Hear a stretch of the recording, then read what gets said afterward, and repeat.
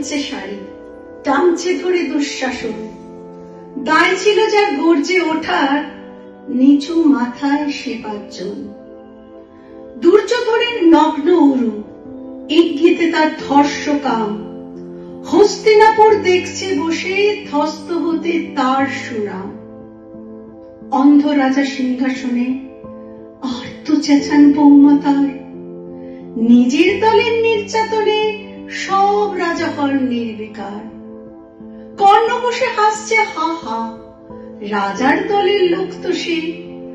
শর্তবিহীন সমর্থনে তাবৎ আরাম সুখ বসে।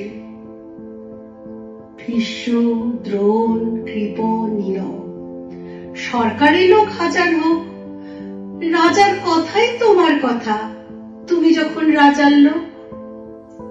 খল শকুনি দেখছে সবই, বস্তুত সে ধ্বংস চায়। ঘরের মাটি লাল হয়ে যাক দেশ বিভাগের যন্ত্রণায়।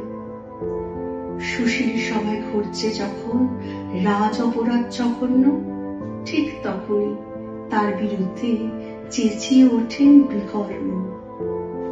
বিকর্ণ নন কেউ কেনা লোক, 100 ভাইয়ের একজনা। তেমন করে এর আগে তার কথা কেউ জানত না। যত গৃহে কারেন্নিরা, অন্তত তা নেই লেখা। ভীমকে যখন বিষ খাওয়ালো, তখনও তার নেই দেখা।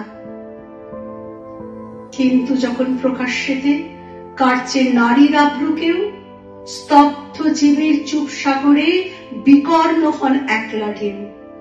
চেঁচিয়ে ওঠেন রাজার কুমার যুবরাজের বিরুদ্ধে। মহাবলীর পণ্ডবের তখনও গলার শিশুর নেই। রাজাই যখন নীরব থেকে সায় দিয়ে যান ধর্ষণে, ঠিক তখনই সমস্ত যুগ বিকর্ণদের শর্ষণে। আমরা যারা কিচ্ছুটি নই, একটি মাত্র ভোট কেবল। অত্যাচার সামনে আসলে সঙ্গে শুধু চোখের জল। পোষ্যভাবে যাতনা চেভাই অন্ধ এবং নিকর্ণ। প্রার্থনা থাক আমরা যেন একবার হই বিকর্ণ। প্রার্থনা থাক আমরা যেন একবার হই বিকর্ণ।